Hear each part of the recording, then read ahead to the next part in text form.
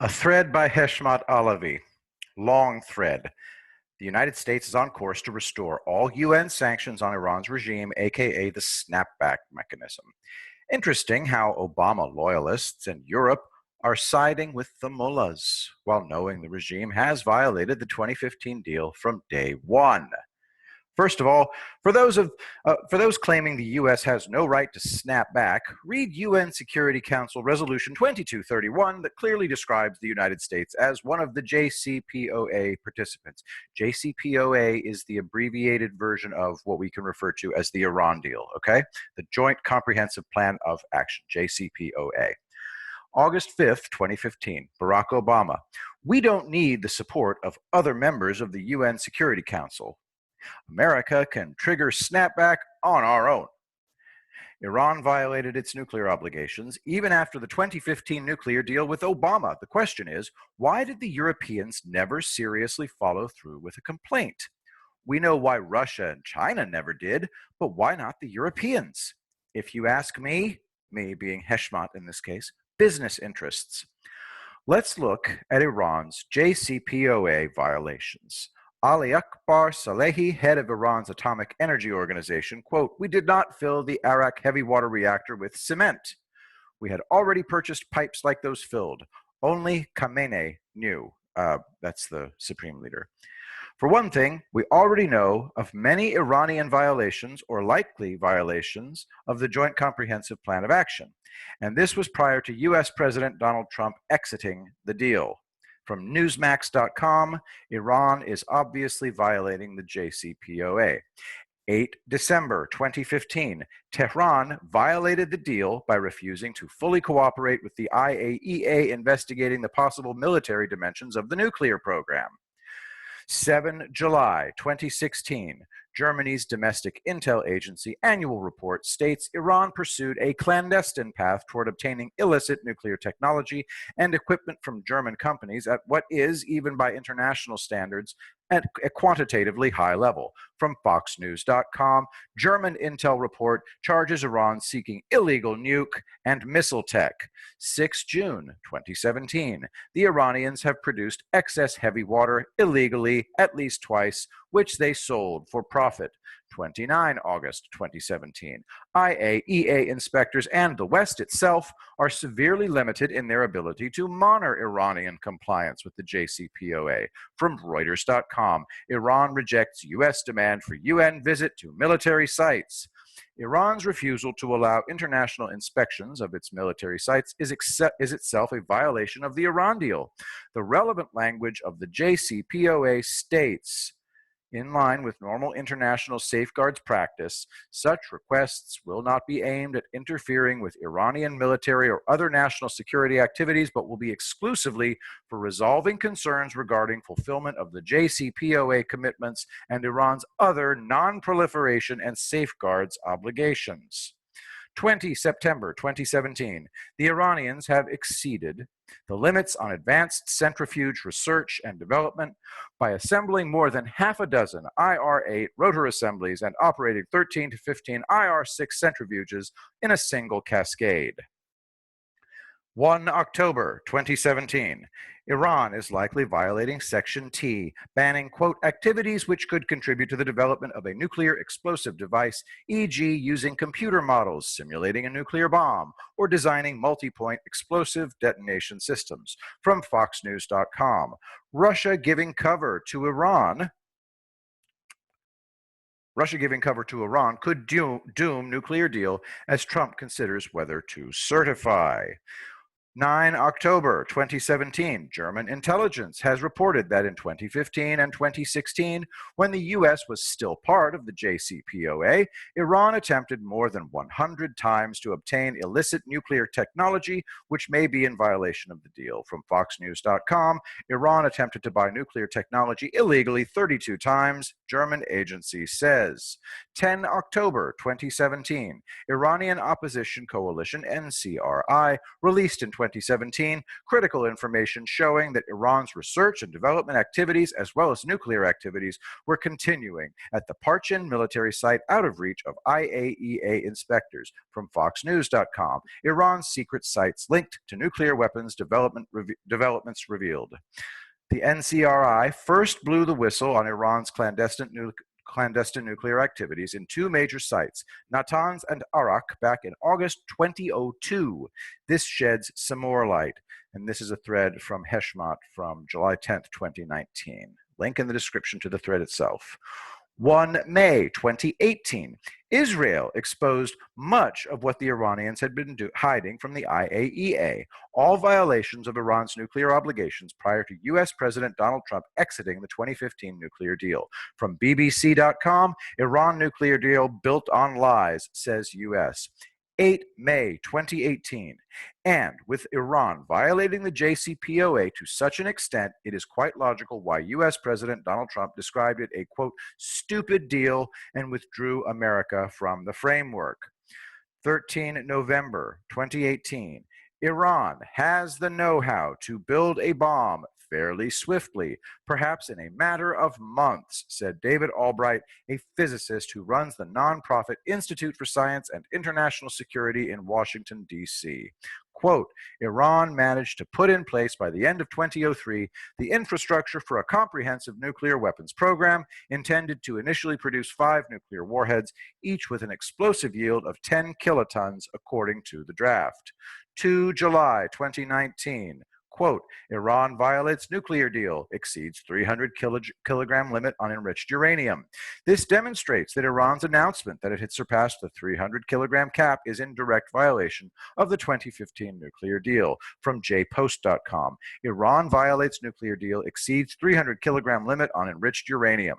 4 November 2019, Iran's Atomic Energy Org chief Ali Akbar Salehi, quote, when you enter negotiations, you may accept something, but you have countermeasures. Your opponent, who thought you were trapped, suddenly sees you are continuing your enrichment.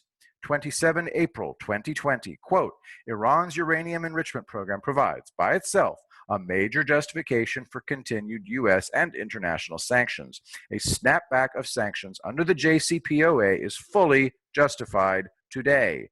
Important reminder, August 2015, AP revealed secret side deal allowing Iran to self-inspect nuclear facility where they conducted nuclear weapons work. Team Obama used their favorite echo chamber authors to attack AP. AP responded by publishing the side deal. Hat tip, Omri Seren. Here we are. AP's potential deal shattering report about Iran inspections has some issues. Okay, moving on. 25. Important reminder. August 2016, Wall Street Journal uncovered Obama gave Iran $1.7 billion in unmarked cash ransom for hostages. At a briefing, the State Department admitted they were lying about the quid pro quo. This particular fact is not something that we've talked about in the past. Hat tip Omri Seren. Important reminder, John Kerry, Barack Obama's Secretary of State, clearly acknowledged that Iran's regime would use money released by the JCPOA to further support terrorism. Again, this was far before President Trump exiting the deal. From edition.cnn.com, John Kerry, some money Iran received will fund terrorism. Important reminder, the JCPOA provided Iran access to $150 billion in credit and $1.7 billion in cash. This is how Iran spends such money. Let's take a look at this here diagram. Iran regime deprives its own citizens in order to support terrorism and atrocities. $15 billion per year or more, spending on Assad regime in Syria, $150 million, funding for pro-Iranian militias in Iraq, 20,000 Shiite militiamen deployed to fight for Assad, $700 to $800 million per year, bankrolls Hezbollah, $100 million a year, funding for Hamas and Palestinian Islamic Jihad, also known as PIJ. Important reminder, The JCPOA allowed Iran to persist in rogue behavior, including its sponsorship of terrorism across the Middle East and beyond. Important reminder, in January 2016, just months after the Iran nuclear deal was signed, Iran's forces seized 10 U.S. Navy sailors in international waters and held them hostage. And yet, certain D.C. politicians criticized U.S. President Donald Trump for exiting the deal and demand a return.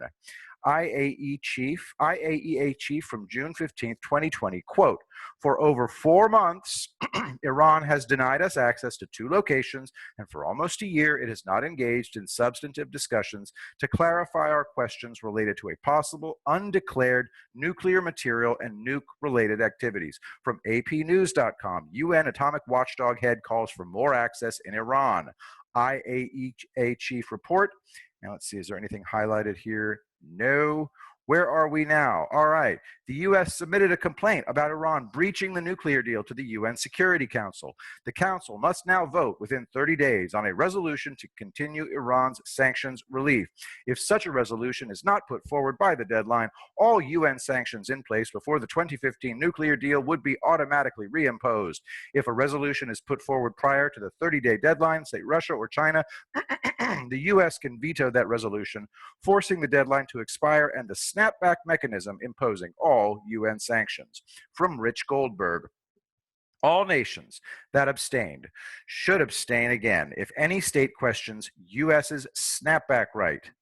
To do otherwise would move them from an already morally compromised position of neutrality to proactive support of China and Russia launching a military client state in Iran.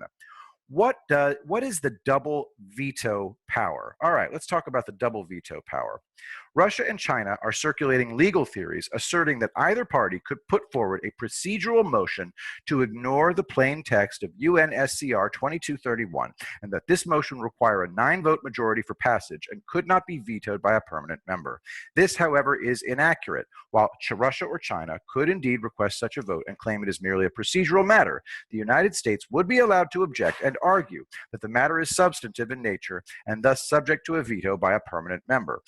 Under Security Council precedent dating back to the founding of the United Nations, if there is disagreement within the Council over whether a resolution is procedural or substantive, the matter is put to a vote, and that vote is considered a substantive decision. Accordingly, the United States could veto the effort to characterize such a motion by Russia or China as procedural.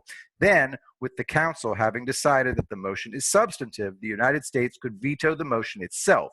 This is known as the double veto power of permanent members of the Security Council. Therefore, the only way to strip the United States of its status as a JCPOA participant under UNSCR 2231 is to pass a new Security Council resolution, which would still be subject to a U.S. veto. Okay. It is now quite obvious that UN Security Council members would rather witness a Middle East arms race because they would profit from selling weapons and defense systems to all parties involved. They care nothing about the region's nations that will suffer greatly. Important thread by Richard Grinnell. Important read by Richard Grinnell. Iran is now closer to welcoming business from Chinese and Russian weapons dealers, while America's European allies simply shrug. From thehill.com, why would our allies allow an enemy like Iran to rearm? Heshmat continues, the UN Security Council, and especially the Europeans, could have cooperated with the US in extending the UN arms embargo on Iran, the world's leading state sponsor of terrorism. They failed and chose the hard path. Snapback will bear an even harsher outcome for Iran's regime. On a note, especially for European governments, Chamberlain appeased Hitler. That did not end well. Stop your appeasement of Iran's murderous mullahs and join the U.S. maximum pressure policy. This is the only language Tehran understands, and it's for your own good. My thoughts. The regime in Iran will forever be grateful of the Obama administration for the highly flawed 2015 nuclear deal. As an Iranian, I will never forget those horrible 8 years. And finally, Obama provided Iran's regime access to $150 billion in credit and $1.7 billion in unmarked cash. Much of that money fueled terrorism, and not a single dime was spent on the Iranian people. Two-thirds live in absolute poverty. Addendum: Iranian opposition president Maryam Rajavi says enough is enough, and it is high time all UN sanctions on Iran's regime be restored. Addendum: U.S. imposes first rounds of sanctions on Iran after triggering snapback against 13 Iranian individuals for their involvement in gross violations of human rights regarding a 1990 assassination of an Iranian opposition figure in Switzerland. Addendum: quote, "We don't need anybody's permission to initiate snapback," said Brian Hook, the State Department special rep for Iran. Iran is in violation of its voluntary nuclear commitments. The conditions have been met to initiate snapback. That's from France24.com. U.S. says France, Britain abdicating duty on Iran. France 24. Thanks for listening. And remember, Planet Fitness likes to violate the civil rights of the disabled.